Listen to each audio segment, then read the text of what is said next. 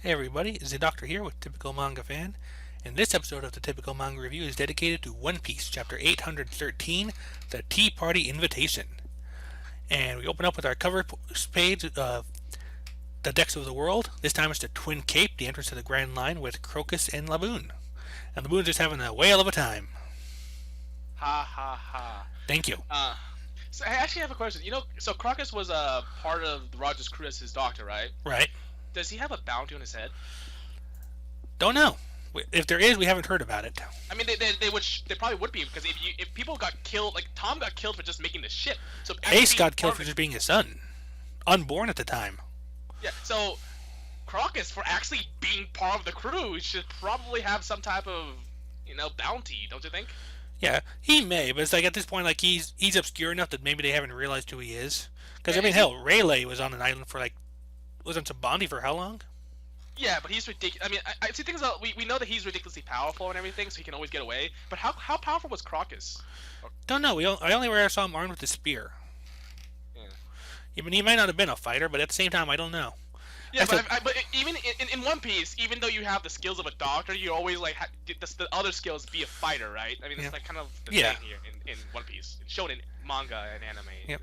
You're the doctor, you're the cook, but if you need to, you can destroy half an island. Now, before we get into anything, I just want to say one thing I just kind of thought of right now. I hope somewhere along the line, it'll most likely be around Raftel or so, that we get a full-on proper flashback of the adventures of the Roger Pirates. Yeah, or maybe that's a prequel. I mean, we maybe get a little bit of it, but maybe it's a prequel like manga, like a little side story, like the way Fairy Tail has been done a few times actually. Yeah. Or maybe like the Kakashi Gaiden for Naruto Shippuden. Yeah. Well, not Naruto Shippuden, just Naruto. But yeah, I get the point now. Yeah. Like I said, one thing I'm hoping for is I hope by now that Laboon is actually aware that Brook is I don't want to say alive, but you know what I mean. Yeah, well, I mean, they have the posters, yeah, and so. I'm sure the newspapers would point out that Brook is now who Brook actually was before he was a Straw Hat. Yeah. So I'm hoping that's why he's so happy. I really do. Just because, I mean, think about it. Well, no, but shouldn't he have seen the wanted poster already, before? Well, they didn't. Out. None, maybe. Well, I'm not sure about that one because they didn't know that the Brook was part of the Straw Hats until after the time skip. Yeah. I'm saying that at the time skip, so he should have known since then. So, yeah, not quite sure on there. So this new one is just him, I guess, being excited that they got a new bounty. But other than that, he's like, oh, I already know that he's part of the crew and he's gonna see me again soon. Yep. It's kind of weird because Brooks' goal is not to go forward; it's to go backwards. Yes and no. Like his goal is to reach the end, but he wants to do it the way he was promised he would do it, like by going all the way around. So I was gonna say he's gonna basically go get there and then get back. He has to go. I think he said he has to finish the journey first to and then come back and then basically tell his Laboon of all the stories or whatever. Yeah, he basically wants to approach because Raftel will presumably be on the opposite end of the red line from where Laboon is. Yeah. So that's what he's going for. Yeah. Anyway, getting into the chapter proper. We're hearing about the wedding now. The third son of the Vinsmoke family, Sanji, and the 35th daughter of the Starlet family, Pudding. By the way, Viz is using Pudding, on there for their name. Oh, I like to point out something. I think I know who Pudding is. I think they've shown her. Remember that girl, with three-eyed girl? Yeah, the One Piece podcast is also kind of assuming that that's who Pudding is. Yeah, because the three eyes. And Sanji. That's one thing they pointed out too. Yeah, so maybe. I mean, hey, Charlotte might have a sense of humor, Yeah. I still think it would be hilarious if it's like a kid. Yeah. But that's mostly because I recently got back into Detective Conan, and they had an arc recently where one of the main characters, a teenager shrunk down to a kid. She's usually the most serious and snarkiest member of the cast, but her personality does a hilarious 180 when she finds out her favorite soccer player is rumored to be in an affair. So that's kind of where my head was at the time. Soccer, that's my thing. Yeah. I tweeted the picture because they actually read my post about that on the One Piece podcast, but none of them really knew Detective Conan, so they didn't quite know what the hell I was talking about. Okay. So anyway, so basically Sanji actually so people asked if maybe he had amnesia, and this doesn't seem to be the case because he actually understands what's going on, right? Plus, they pulled that with Sabo already. Yeah. So he's like, wait, why is it now of all times that my family's coming in? And then he actually burns the note, and then Capone gets really worried. He says, "What, are you trying to burn down my castle, man?" And I think I don't think he That burns actually the. I don't think he burned the note. He just dropped a cigarette. okay, but this is actually important because I think we just found his weakness. Burn it from the inside out. Yeah, or and that was one thing I think I saw discussed in either. I don't know if it was on podcast or just in general, but or I think it was like forums, like the idea that he might be more vulnerable inside his castle than outside. Yeah, because he got really worried. Like it was Yeah. just. Yeah, I mean, Of course, as we see, it's kind of a high risk, high reward kind of thing, as we'll see in a little bit here. But yeah. moving along here, it's like I have another question, by the way. Can't Chopper turn into like to a? I mean, I feel like he should not be in this position right now. You know? because he can break out of scenes by morphing big. Yeah, I mean, can he do that? Yeah, I mean presumably, but it's like so I don't know if there is anything in particular that might be stopping him here, but Yeah, I was just always wondering that because he got caught too. So, and I'm sure Nami can hold on her own, but I mean, the guy, even without Monster Point, he could be really huge. yeah, So, anyway, so basically he says like your family, Capone's like it's your family, you dumbass, and he says for some of the Vinsmokes. It sure don't look like you were groomed properly, mm-hmm. and I think that's a big quote because I think that might be the reason why Sanji left. And yeah, Nami continues to says like how there was hints of Sanji's past because he said, "Oh, I was born in the North Blue, even though yeah. you meant me in East Blue." And for reference, this was back in the Jaya arc that we're flashbacking to here. Yeah. So And and he was actually about to Sanji was actually about to say like where he was from, but he's like, you know what? Don't worry about it. So that foreshadowing, or at least it's like coming from a long way back. yeah, Like and long way.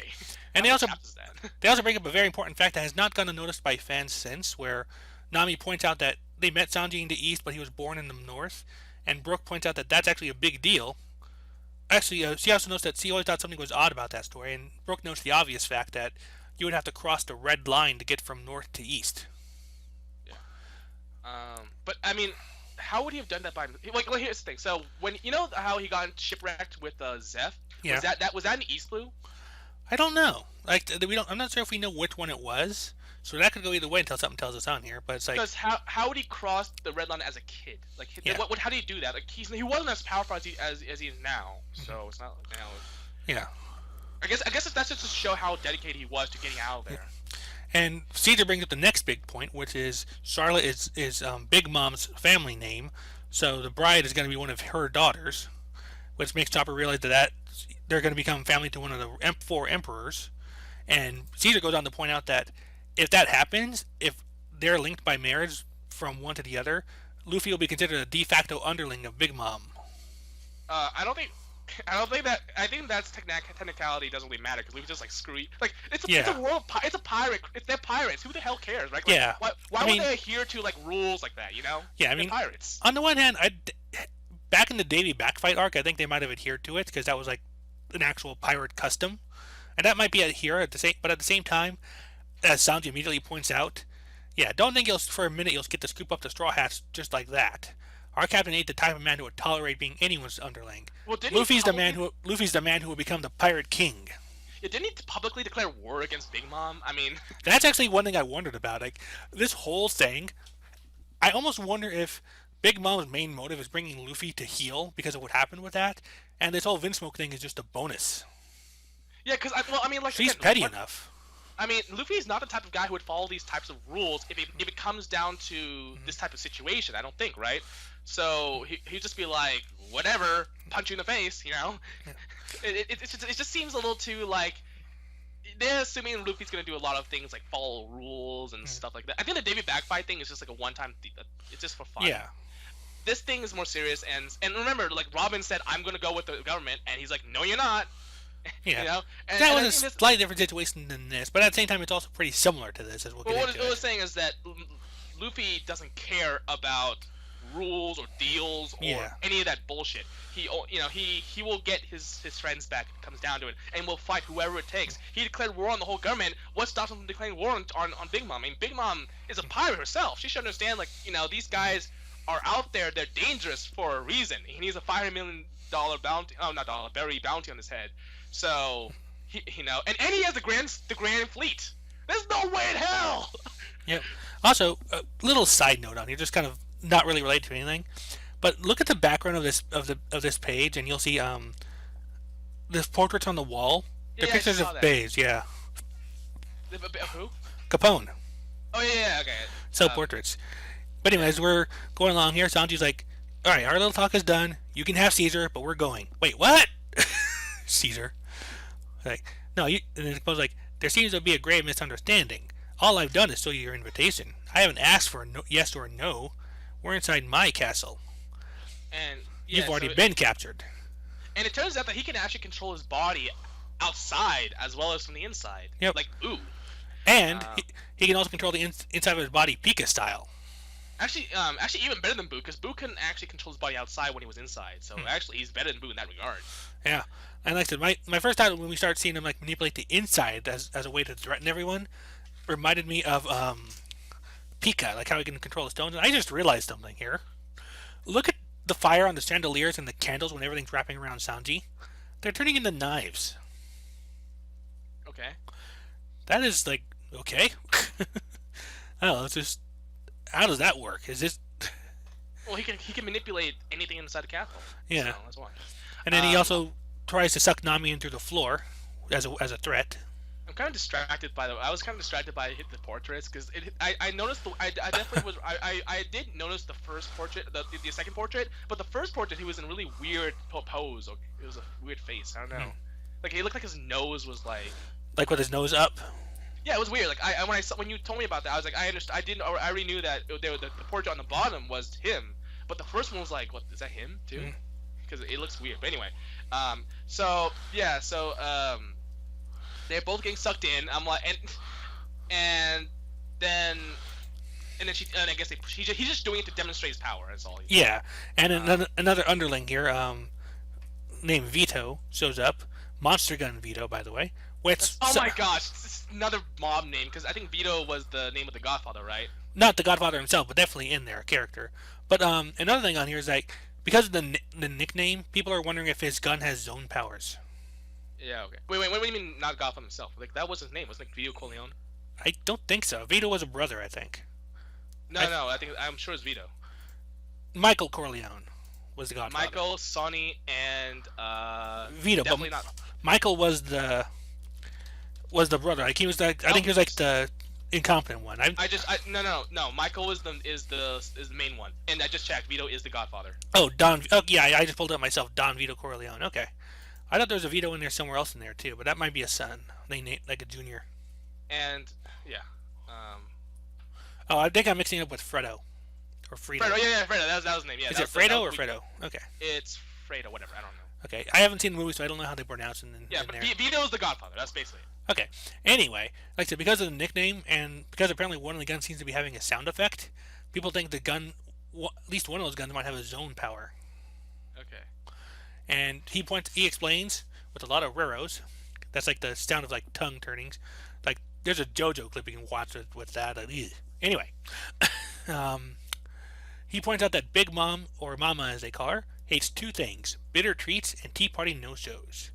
Those ignorant enough to ignore Mama's invitation will find themselves choked by regret. Or literally. It's a painful sight.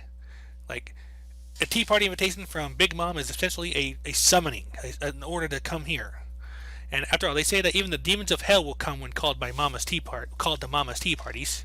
Uh, they're acting as if she's like the pirate queen. She's not. She's one of the four emperors. Not everyone's under control. I mean, Well, but still, I mean, if the Emperor of Pirates tells you to do something, you're not exactly going to turn her down lightly. I know, but it's just like these guys Luffy declared war on her. He's not. Again, this is they're assuming a lot of things here. Yep. And in any case, like like Tongue Boy here, like whispers something in the Sanji's ear, which gets him to respond further. Like, how the hell did you come to find that out? It's like that's a foolish question. Our one of the emperors of the pirate world herself, Big Mom, is our boss. If she tells you to die, you die. You do everything she tells you as if your life depends on it. You better at least prepare to do that much if you don't want to end up anyone's underling. You know, it's kind of interesting that he's really. He's obviously hyping her up because he chose to be a part of a crew, so he's obviously a subordinate. Therefore, he's obviously like he's biased, obviously. But I'm just thinking to myself, like, I feel like some people were thinking that maybe he's actually trying to backstab Big Mom like he did with Peckham's, but she's waiting for the right chance. You know, obviously. It could be. Closely. Yep. But it's like, come on, there are 3 other emperors. She's not the be all end all. I mean, she's obviously very powerful, and if you're next to her, you better listen to her. But I mean, with Luffy and with other people out there, she's not the only power, you know. So Not anymore, anyway. It just kind of feels weird that they're like, oh, you know, she's goddess, and I'm like, we've already seen Kaido, we've seen Shanks, we've seen Whitebeard. Well, bear in mind that they have lived up to their hype, and Big Mom stands equal to them. Yeah, what I'm saying is there are other people out there that are just as strong as her. That's what I'm saying. Yep. So she's not the be all end all. There are other people who could still. Yeah, but they're her subordinates, and they may even be in her territory. So, yeah. But at this point, Sanji asks for a pen and paper, presumably to write the letter that we've been hearing so much about, which we will be seeing at the end of this. But we'll get to that later. He gives a note to. Wait, when you said their subordinate, were you talking about the Straw Hats? Or you talking about to Capone? Capone is Big Mom's subordinate there. Anyway, yeah, he gives the letter to Nami. He explains that it was not my intent to keep this hidden from you guys. I honestly never expected to have to face this part of my past ever again, but now I've got to go put an end to this. And Brook takes notice of the fact that he's saying I, not we. Sanji's like, I'm sensing a powerful. I guess he's whispering to him. He senses someone powerful outside, presumably a mink. So just watch your heads, and then he throws them out of the castle. Yay! Yeah. And then they go back to normal size as soon as they're outside again. And so wait, let's see here. I might have gotten ahead of you. Okay, yeah, they go outside, and then she's like, "Wait, what about me? No!" And then explains. It was just kind of funny. And then Sanji puts the gun towards Shiva's head. And is like, you know, I know that you can't actually hurt me, and whoever made the wanted alive is also the one who made this whole thing, you know, go down. Who put the wedding? Who arranged the wedding? Who arranged the wedding? And so, basically, you can't hurt me. So don't move, or I'm gonna do certain things. You know. Like I'm gonna blow Caesar's brains out when you want him alive for the moment too. Yeah. So outside, the mink, as it turned out, was the cat Cat Viper. Yep. And it's like, who are you? And why is Peckham's out cold, covered in blood over there? Like, I guess he's not bringing. Wait, Is he not bringing Peckhams with him, or? Well, whether he was going to before or not, he won't be in a moment. Capone tries to play it off like he's just a crew member of Peckham's, and they got attacked by a remaining member of Jack. But Nami yelling in the Capone for Sanji kind of like screws that up. Yeah.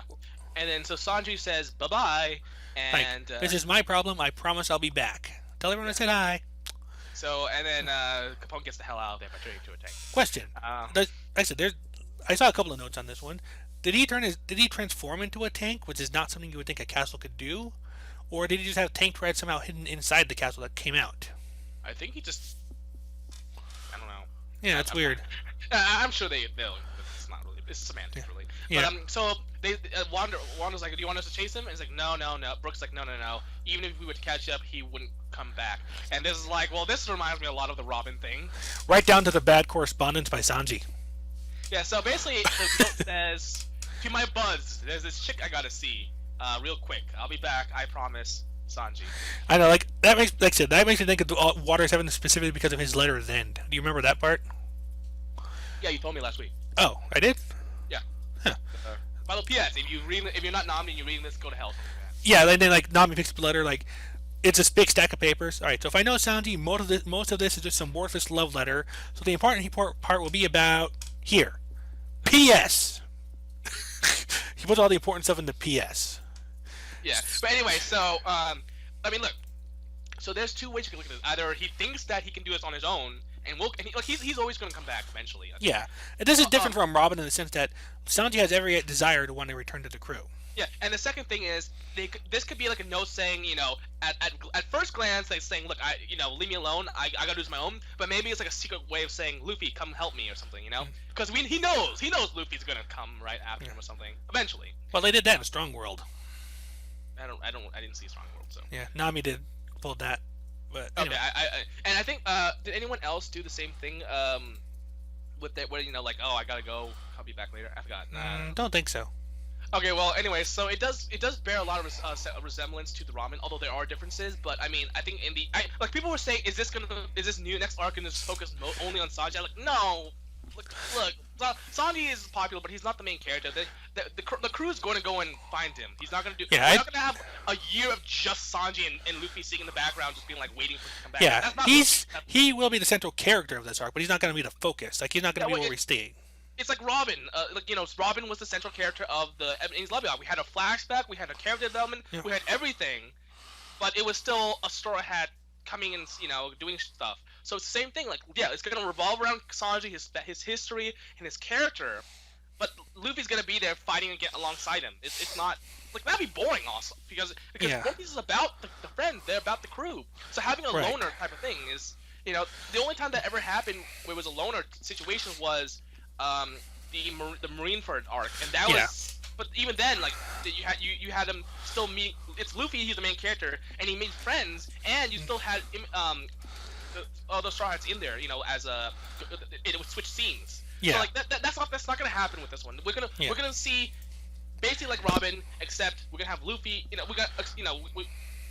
Not except well, No. in One the thing sense that we're gonna have Luffy and help him out.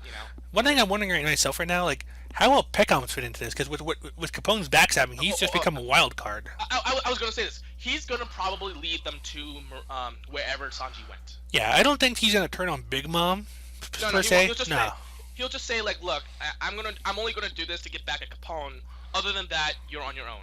Yeah. And maybe that's what that's his thank you to the. Remember, he said he wanted to thank the Straw Hats, and because he said he was gonna let them go, but that couldn't happen anymore. He's like, well, I can't do that. How about in return, I'll let you go to save Sanji, but as long as you don't, do anything else, like just save Sanji, and then, other than that, I can't help you, basically. Maybe like that.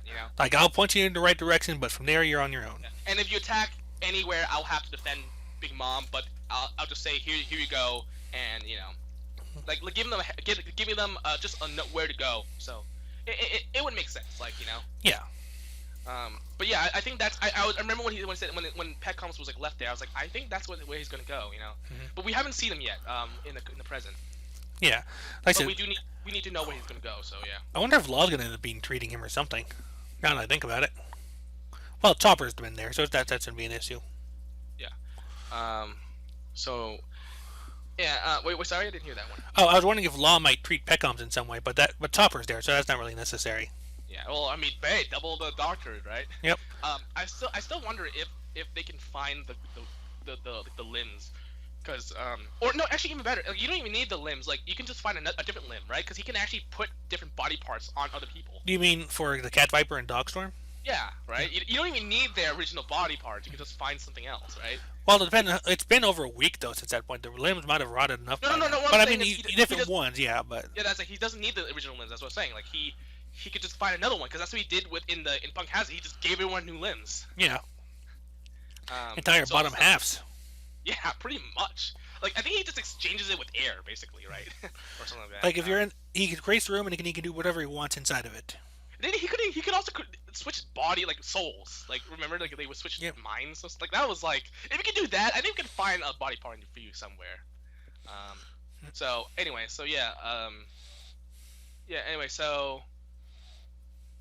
yeah, let's see. I'm reading the comments and just anything bigger.